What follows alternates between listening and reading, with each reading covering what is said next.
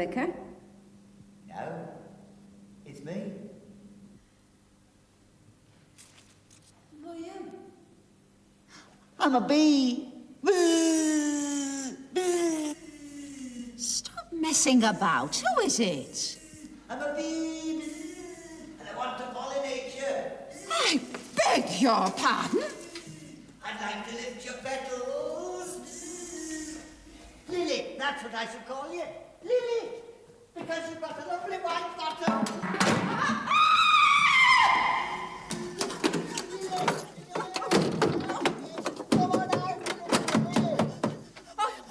Are you aware that this is a church? And that someone is watching? Yes, of course she is, and she's got a lovely white bottom, and I'm going to fertilize her. Fertilize her.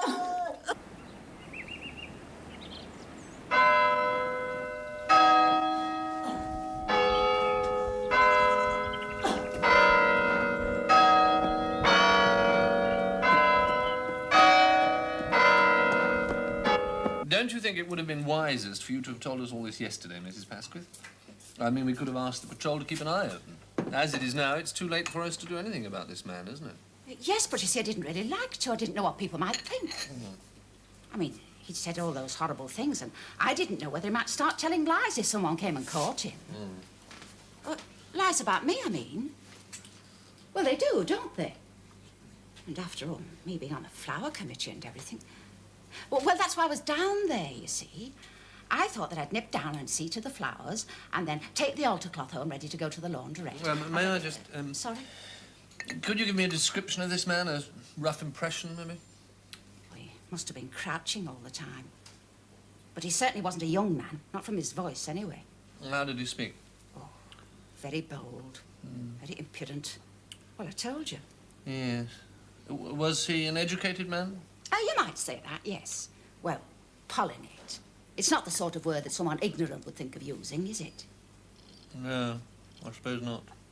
There was just one thing. Yes. I caught a glimpse of him through the window, just a shape, mind, during his departure. The thing being... funny, really. He didn't seem to have any proper control over his legs. Well, he was running sort of, sideways. What, like a crab? That's it, exactly. Just like a crab. Strange, really. Yes, certainly. Just like a crab.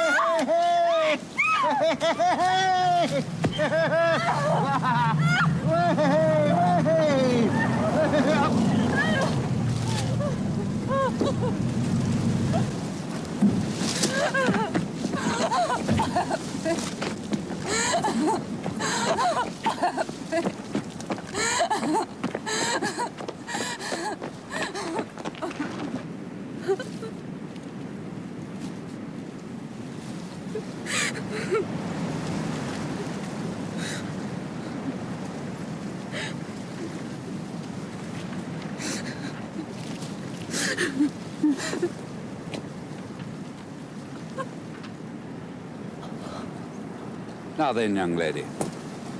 Come. Where is he? I'm afraid he got away. We're quite safe now. But he can't have. You had hold of him. No, I'm afraid he did, though. Now then. Come along, let me take you inside and I'll have a look at you. It's all right. I'm a doctor. Dr. Meadow. I'll just take a look at you and then I'll drive you home. Mm-hmm.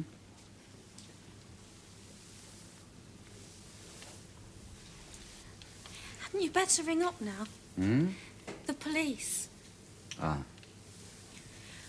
They might still catch him if you get onto them straight away. No, no, no.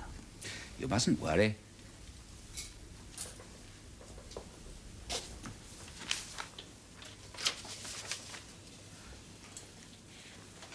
Would you rather I telephoned? I don't mind. Hmm? The only trouble is I can't tell them what he looks like, and you can. Now, what is all this you're worried about, eh? The patient is our first concern, isn't she? How are you feeling now, hmm? Oh, this young lady's just had rather a nasty experience. She's having a little rest before the police arrive. The police? There's some fellow attacked her in the road outside here. They'll want to ask her some questions. Is there any reason why she can't go to the police station? That's the normal procedure, isn't it? Yes, yes, I suppose it is. Well, then. No. No, I think under the circumstances.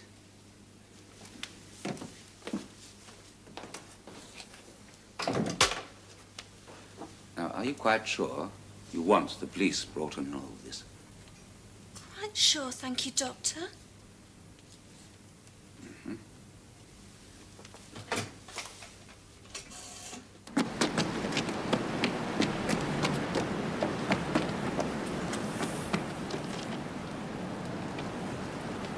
Have you had anything to drink?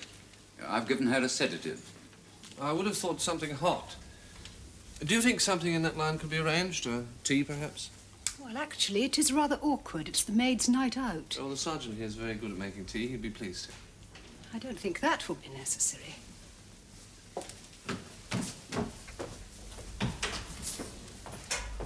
I do. Oh, by all means.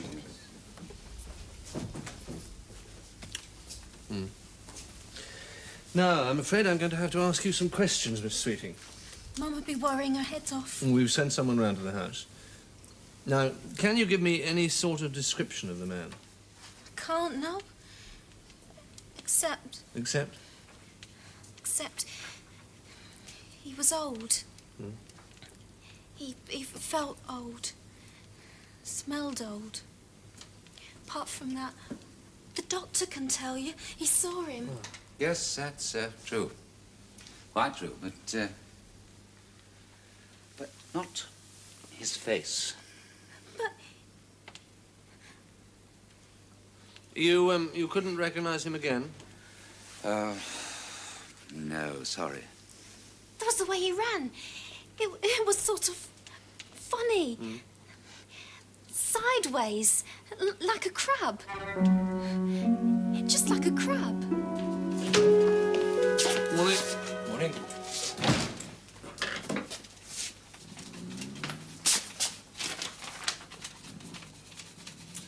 No luck with the patrol car, then? We cruised around as far as Pitney. Only sign of life they saw was the vicar leaning over the rectory gate and flagging them down with a beer bottle. I'm sorry, he says. I thought you were the butcher. Then he toddles off back in again. 10:30 at night, he thinks it was the butcher. I don't think he's one of the regulars, you know, Sid. I'm sure of it. I agree. And yet, the girl and the Pasquith woman both say that he was fairly old. Now, why should a man break out like that at that time of life, eh? Well, have a word with Bill Melly. He keeps well in touch with our senior citizens. On the committee of that Derby and Joan thing, etc. Come to think of it, he did tell me they've had a bit of awkwardness over at Twilight Court this past couple of weeks. Old men feeling a bit skittish again, are they? Yes, well, whatever. They've cut out stout at supper on the men's wards. Last time they blamed the fluoride in the water. Oh, let them get on with it, I say. At least they die with a smile on their face. Still, maybe it's the weather. Mind you, it's a pity that doctor didn't get a look at the bloke's face. Yeah. I wonder why he claimed not to have. He must have done, you know. The girl said he was right under a street lamp. She couldn't have been certain that he actually looked at him. Yeah. Why did he take so long, though, to call us? I mean, to say his only concern was his patient is not good enough. He wouldn't have called us at all unless she'd insisted. What do you suggest we do, then? What's the matter, Sid? Worried about extra duty? No. No. It's just... What? Well... Would it conflict with your landlady's bath rota? I'm sorry, Sid. There's nothing else I can do.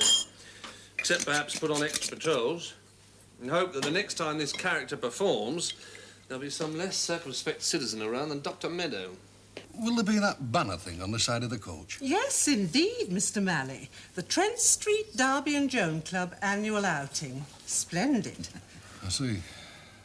You seem doubtful, William. Well, it's just that... Well, one or two of the old folk reckon to find it a bit showy. But they are on show, Mr. Malley, and jolly proud they should be, too. If you just run through the basics once more, Miss Pollock. The Charabanc will arrive outside the club at 11:30 a.m. Alderman Winge and myself will be in attendance as organisers and general dogs' bodies.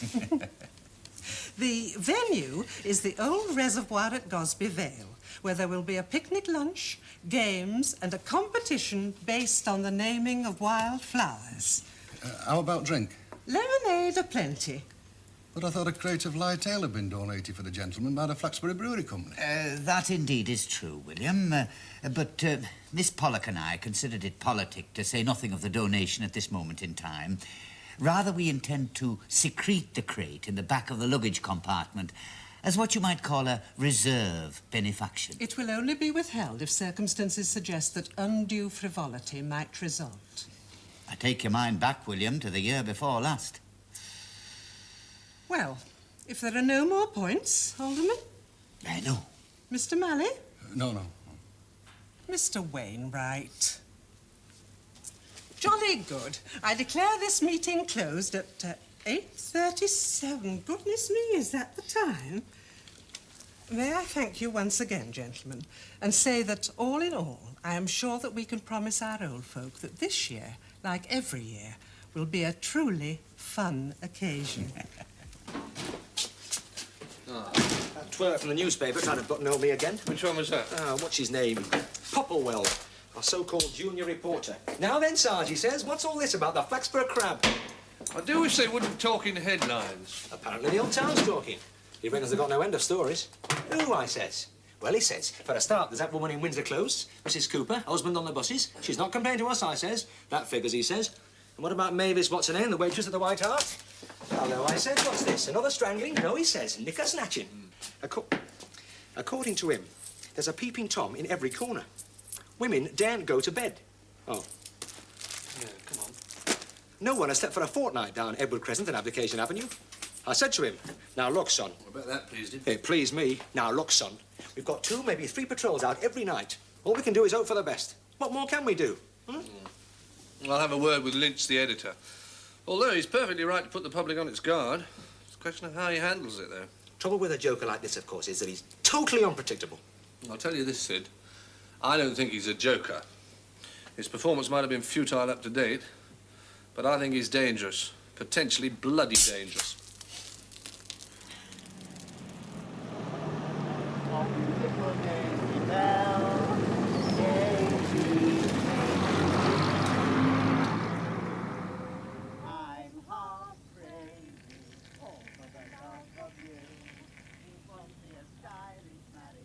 But I can't afford a carriage, but you'll look sweet upon the seat of a bicycle. Made for two. Oh. Well, perhaps it's a little early for us all to be in good voice. Well, never mind. What about a round or two of I Spy? What about our beer? No, wait a minute. I spy with my little eye something beginning with... With B for beer. Something beginning with C. Cow. Oh.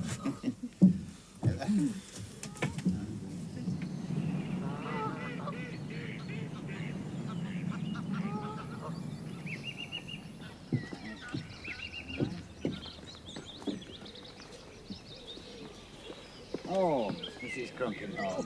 Take me bag, you. Right, look. Got it. Ooh, yeah, you want a hand? Oh, thank you. That's it. There you are. There's your bag. That's it. Sure. Now then, that's it. Come on, Oh. damn thing all bed.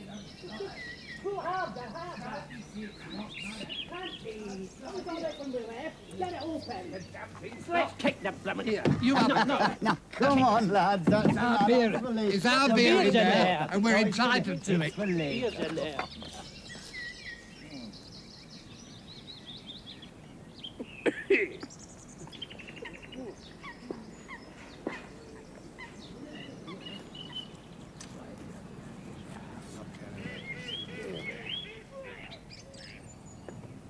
There we are, then. Look, I'll put them down on the table for you. Pay attention, everybody. Pay attention. Before our little feast, some of us picked lots of absolutely lovely flowers. And we must now see, mustn't we, how many of them we can name. Now then, I shall pick up each one of these nice little flowers in turn, and I want you to call out its name. Mr. Winge is going to keep the score, aren't you, Mr. Winge? That's right. So that we shall know who gets the most right. Ready, everybody? Now then, here's an easy one for a start. That's not but a poor little piece of bed. Well, actually, I would have thought... That's what that is. The old country name, I expect. What's this one called, I wonder? Tickle titty. That's what that is, me old duck. Pork me gently. Always very good for green sickness, my old mother used to reckon. Wouldn't some of you other ladies like a try? What's this one called, I wonder? Old man's vomit. Don't want to get that too near your dress, duck. Now, I think what we all need is a jolly good game to settle our splendid luncheon. How about a nice game of hide and seek? Now then, the ladies will hide, as they always do, and the gentlemen will seek. Now then, we'll give 5 minutes start to the fair sex. Right then, ladies, off you go, off you go. I think some of the poor old dears are a bit slow in getting into the swing of things. Perhaps it's up to us to give them a bit of a lead. Now, if you, dear lady, will go into that little thicket over yonder, I'll give you a few moments, and then I'll pretend to look for you. Will you do that? Capital. Right then, ladies, off we go. Off we go. 1, 2, 3, 4.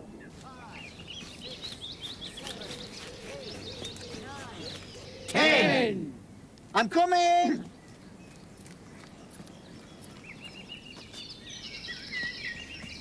Where are you? Where are you? Where are you?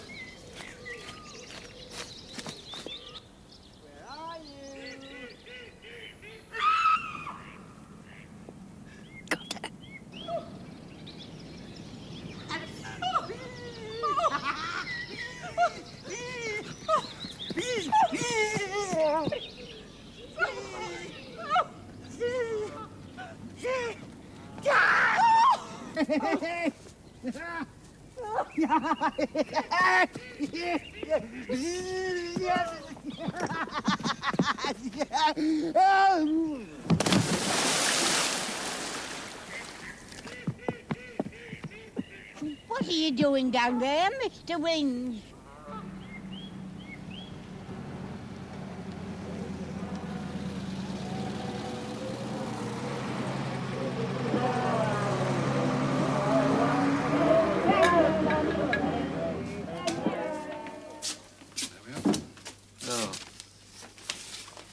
It's very tempting to conclude, wouldn't you say, Bill, that the Flaxborough crab, so-called, is no more.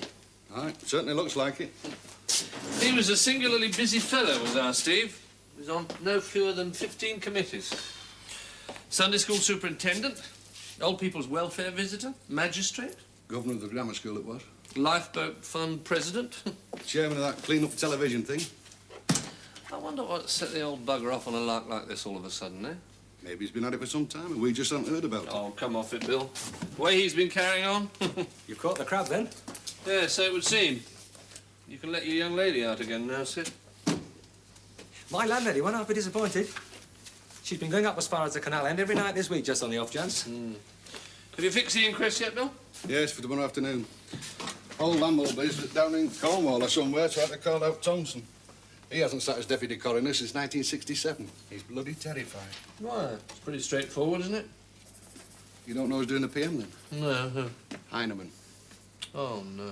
And there's already a buzz that the Winges family are getting both his own solicitor and his own doctor to attend the inquest. Solicitor? That wouldn't be Justin Scorp, would it? It would. Who's the doctor? Meadow. What's the idea, then? The family are not very pleased. I think the widow wins. She's going to go on the warpath. I fancy they'll be putting Meadow up to say that the old man was suffering from something or other that caused him to be unaware of what he was doing. You know, all very sad. Yeah. Still a sight more respectable than jumping on young women just because he felt like it. Thompson, Heineman and Meadow. They're all doctors, you see. So what? So they ate one another's guts, that's what. Doctor, you conducted a post-mortem examination on the body of the deceased at Flaxborough General Hospital, I understand. Exactly, that I have done, yes. The deceased was a well-nourished male person, aged about 60.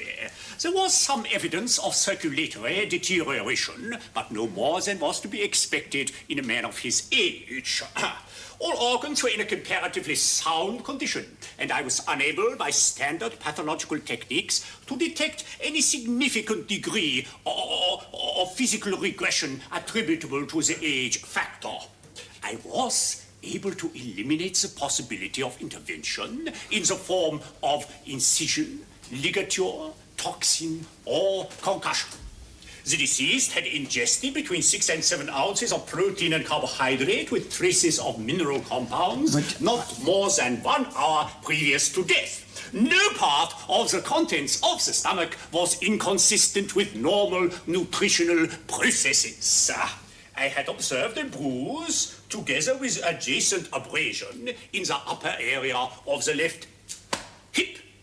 There were several smaller bruises. Correct me if I am wrong, Doctor, but I take it that what you are now listing are the body's superficial injuries, the incidental injuries. You do not suggest, do you, Doctor, that the injuries you were describing were contributory to the man's death? That's all I was asking.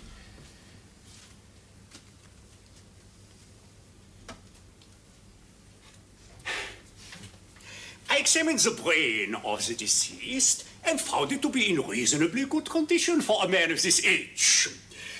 However, in my investigation of the cranium, I did find clear indications of grosse bias syndrome. Paragraph 5. Are you in a position, Doctor, to suggest a cause of death? Cause of death? But drowning. What else? Thank you, Doctor. You might have mentioned that earlier. Now, would anyone like to ask Dr. Heineman any questions? Inspector? Dr. Meadow? Mr. Scorp, you represent the family of the deceased, I understand. If you please. Well, is there anything you would care to ask this witness? A couple of points, Doctor, if you wouldn't mind. Please. You say you found clear indications of a certain neurological condition known as gross bias syndrome. That condition being, in the language of a layman, a disturbance of the brain, eh? Of the central nervous system. If you please, of the central nervous system. Thank you. Now, Doctor, could you tell us what special characteristics would be shown by a person suffering from that syndrome? Of course. One, he will have troubles controlling the balance, particularly in moments of stress or anxiety. Two, very probably he will have parapsychotic reactions to sexual stimuli. Three, a well-recognized symptom of gross biarism is the patient's euphoric, I could even say hallucinatory, estimation of his own physical potential. In other words, Doctor, the unfortunate man would not only lack what we sometimes call moral control, but he would also have an exaggerated idea of his own vitality. Exactly, but exactly. So, might it not be fair to say that a man suffering from this most distressing condition would be far less responsible for his actions than if he were not thus afflicted. Yes, I think I might agree with that, within certain limits, you understand. Now, Doctor, one more question only. Now, are the symptoms of Grosser Buyers syndrome, are they sufficiently obvious and well-defined for the condition to be diagnosed without undue difficulty? My dear sir, a man suffering from grosser Bayerism is as obvious as a drunken policeman. If the inspector will pardon the expression, even the most incompetent general practice fellow could not fail to see it. If you please. Thank you, Doctor.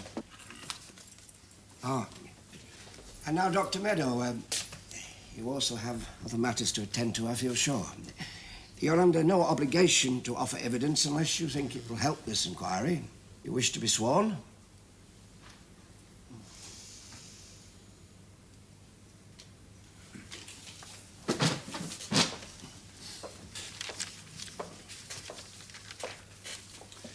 I swear by Not all only my do they want a whitewash job, they're looking for a scapegoat as well. How long had Mr. Winge been a patient of yours, Doctor? Oh, many years, perhaps 15 or more. You are, in fact, the family physician. I am. Had you, in general, always considered him to be a fairly healthy man? With minor exceptions, yes. Right up to the time of his death? He exhibited no symptoms of serious illness. How serious, Dr. Meadow, would you consider the condition described by the last witness as the Grosser Buyers syndrome? That would depend upon the context. Very well. Context of Mr. Winge, then. I'm not convinced that it would be proper to divulge findings arrived at in the privacy of the consulting room. You have heard of the Grosser Buyers syndrome, Doctor? Well, I think I may say that I am as familiar with that condition as you are, Doctor. In that case, I needn't ask you if you applied the appropriate medical regimen. You need not. Did Mr. Winge lately complain specifically of having difficulty in keeping his balance? As I have already indicated, I am not prepared to divulge professional confidences. As you wish, Doctor. May I put this to you, then? Were you surprised to hear Dr. Heinemann refer to the symptom of imbalance in connection with Mr. Winge's complaint? I should be surprised by nothing that Dr. Heinemann saw fit to propound. Whether I agree with it or not is quite another matter. What does he mean by that? We're both doctors, aren't we? There is one further question it is my duty to ask you, Doctor. Was Mr. Winge undergoing, to your knowledge, any form of medication at the time of his death? He was? Of what kind? I'm not prepared to say. I could press this matter, you know, Doctor. If you please. Yes. Now, you always enjoyed the full confidence and warm appreciation of the Winge family, did you not, Doctor? I believe that to be so, yes. Yes, and in treating my late client, whose death we all deplore, you invariably employed the full extent of your professional knowledge and skill. No, I require no confirmation, Doctor. That was a statement, not a question. A statement of known fact. So would you not agree that the family of my late client offered no objection at any time to the course of treatment you saw fit to prescribe to Alderman Winge? Well, no objection. Not at any time. Of course not. And they did not object. Indeed, they had no known reason to object to your prescribing a substance named beta-aminotetraglutamide. I'm not in the habit of consulting my patients' relatives, but as you rightly say, they would have had no reason to object. Laymen have no business to approve or disapprove the prescription of drugs because they know nothing about them. The medical profession, on the other hand, knows all about them, eh? Oh, I personally make no claim to omniscience. Not in regard to beta-aminotetraglutamide? Ah! No. It's a carefully tested and widely approved preparation. How carefully tested, Doctor? I really cannot submit to this line of questioning on medical matters by a lay advocate. It is most improper. If Mr. Scorp is intent upon attaching sinister significance to every pill and powder taken by a man who had the misfortune to fall into a reservoir, I suggest he looks into his late client's devotion to self-medication. By all means, Doctor, by all means. Provided, of course, I am so invited by the learned coroner.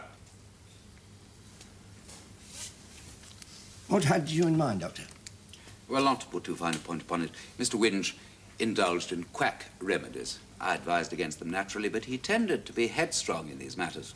Quack remedies? Herbs, that sort of thing. His latest addiction, if I'm not mistaken, was to something he called Samson's salad. He obtained supplies by mail order. What's that? You might have told me. Looked to me like compost. What's it made of? Samson's salad, did you say, Doctor? Very odd. Still, it is scarcely within the scope of this inquiry to speculate on the hypothetical qualities of some hearsay vegetable. If Mr. Scorp has exhausted his catechism... Oh. I don't think we need to detain you any longer, Doctor, from your practice.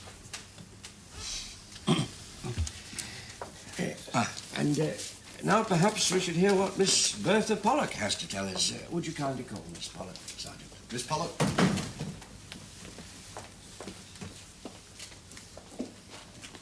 I swear by Almighty God that the evidence I shall give at this inquest shall be the truth, the whole truth. Oh. Oh. Well, how did it go? Oh, the usual bunch of jumped-up little clerks trying to impress each other. To hell with that stupid interference.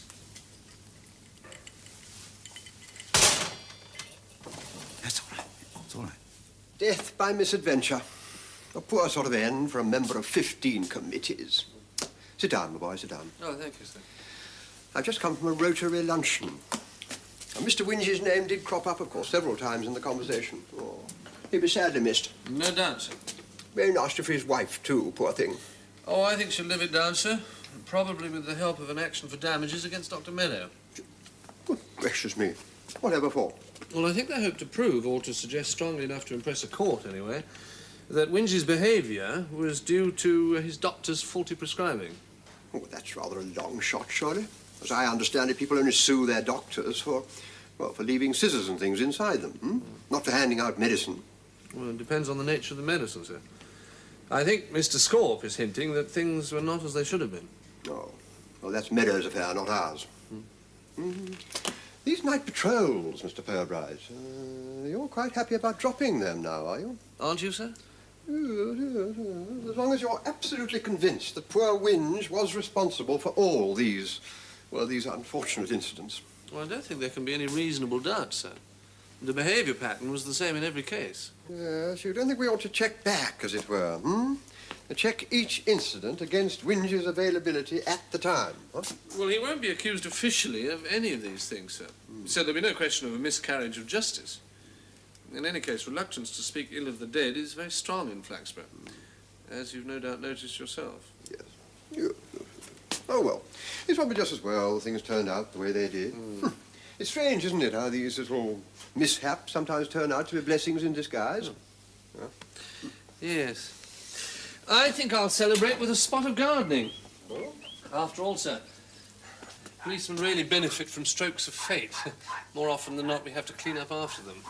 And as you say, this providential little sideswipe has saved us all a great deal of trouble.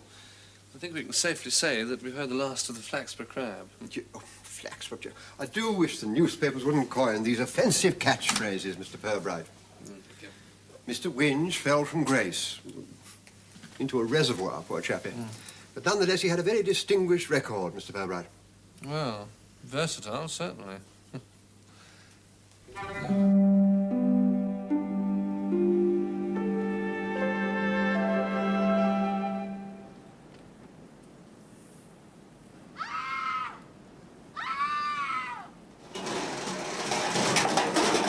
When? 2 o'clock this morning, as near as damn it. And she's quite sure? Sideways, like a crab. Damn. Damn, damn, damn, damn, damn. Off the record or no, I would point out that I was asked about the condition for which I was treating Alderman Winch at the inquest. And you declined to answer? The doctor has every right to resist probes into his professional relationship with the patient. An inquest is a public hearing. That made your position difficult. This is a private and, I hope, friendly talk. Oh, do. Oh, thank you. The patient is dead. Do you not think that ethics might be slightly relaxed? You've seen the post-mortem report, I suppose? Yes, of course. Could you tell me whether it squares with your knowledge of Winch's condition, the what's-the-name syndrome? Well, I'm not a neurologist. If I do have a special field, it's geriatrics. Not that all my patients are elderly, of course. Winch was getting on, active, but getting on. Mm-hmm. I presume you prescribed accordingly? I did. Tonics, that sort of thing? Well, the modern equivalent. Vitality is very easily regulated nowadays by an appropriate drug regimen. The process is well proven. Is there no danger of drugs having unwanted effects? Every drug has side effects that are undesirable to a greater or lesser degree. No, what I'm driving at... What you're driving at, Inspector, is this. Do correct me if I'm wrong. Was I prescribing something for Alderman Winch that turned him into a randy old goat? May I phrase the question more delicately? Was there any possibility of Winch overdoing his treatment? Taking too many capsules, tablets, that sort of thing? Let me set your mind at rest, Inspector. The treatment which I prescribed for Alderman Winch was strictly controlled on a week-to-week basis. That's my invariable practice. It's a rule of mine, which is never broken. You see, Doctor, I'm a good deal bothered by a problem that I'm beginning to feel is as much in your province as it is in mine. Yes, I must ask you to be more specific. Guesswork is not good medicine.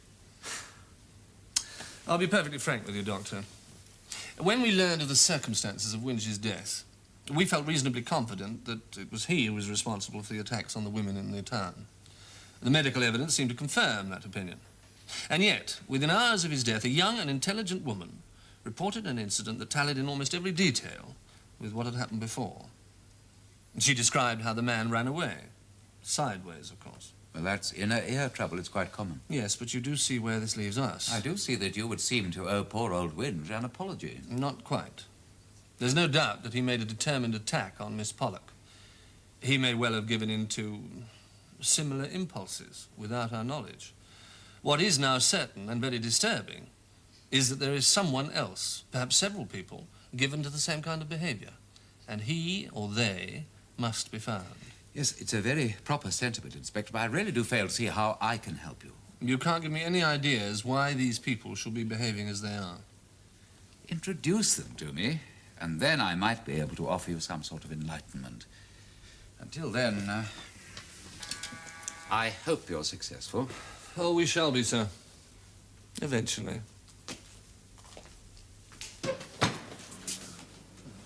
This is Mrs. Grove. She's having trouble with her husband. Oh, yes? I'm having trouble with Mr. Grope. What sort of trouble, madam?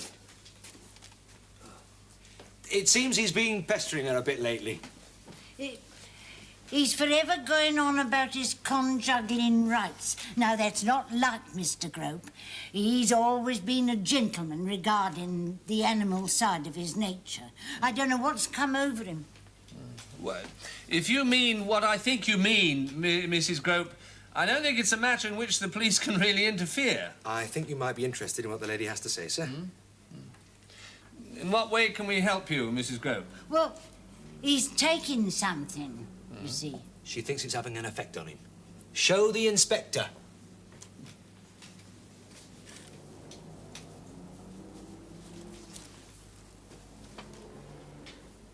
Samson salad. It's herbs.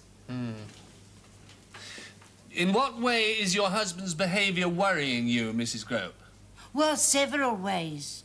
He's not really been himself since we moved to Flax, when he left the pictures. He used to be commissioner at the Rialto in Chelmsbury. Retired last year. Not the same man at all. Oh, I don't just mean this conjuggling rights business. I can deal with that. It's the other things.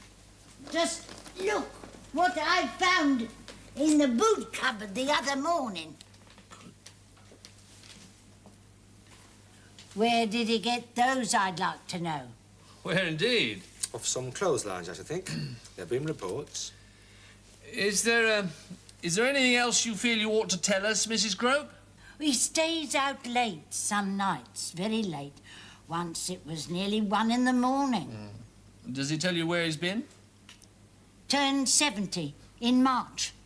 No. Where has he been? Does he tell you? Never ask. I see. Anything else?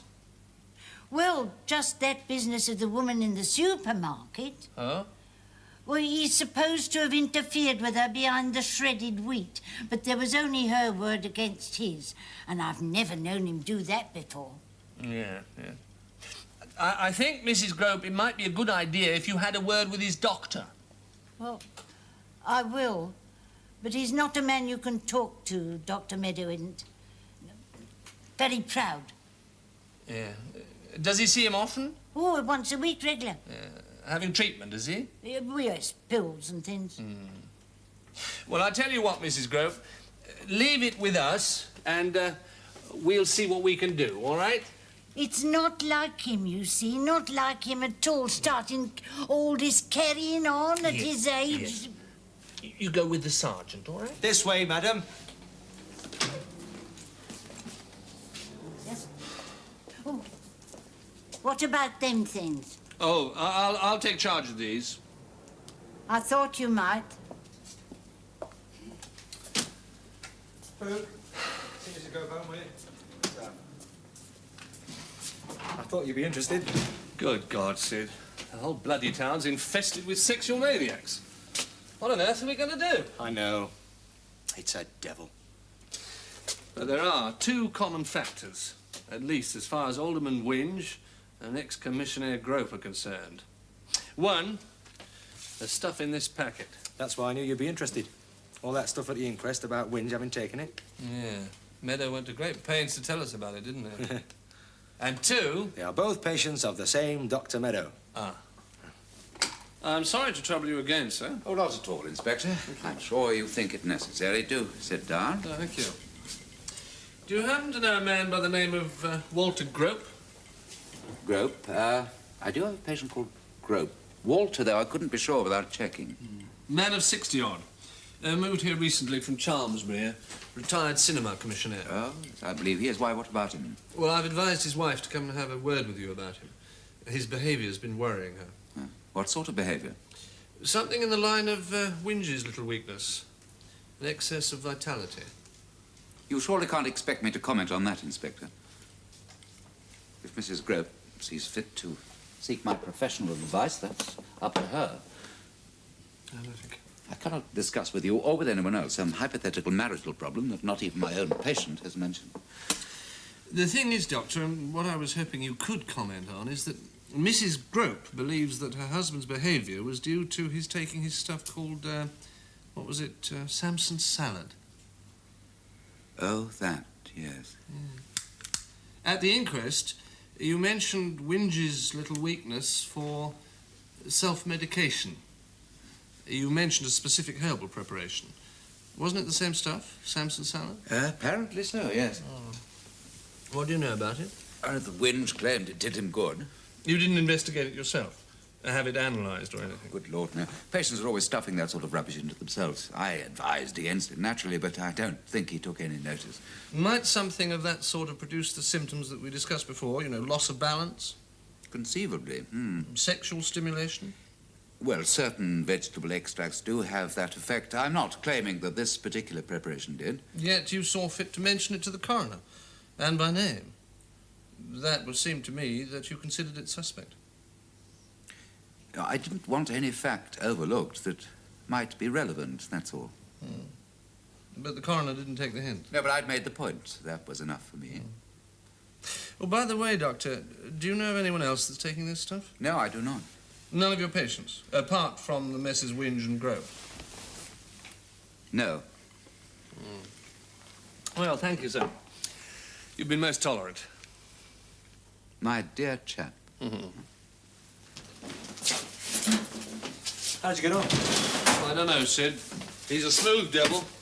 There's something going on underneath all that gloss. Quite what? Moulder Mears Laboratories. Moulder Mears. It's a queer sort of place to have a laboratory. Yeah.